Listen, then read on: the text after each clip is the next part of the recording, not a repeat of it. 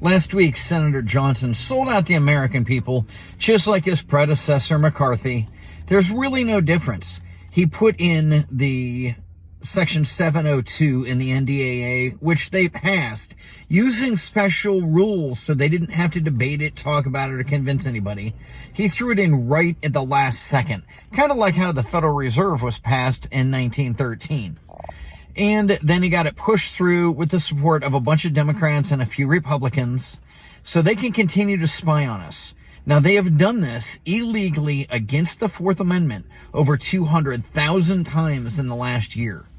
And Speaker Johnson just said, oh, that's okay, keep doing it. And then got this law passed with no discussion after suspending the rules. If that's what you want, if that's what you vote for, then that's what you're going to get. I, for one, would rather see a government that doesn't have the power to go in and look. I am a private citizen. They should know nothing about me. They are a public servant. We should know everything about them. We live in a backwards world, and until we fix this, our lives are just going to be dictated by their decisions, whether it's good for us or not.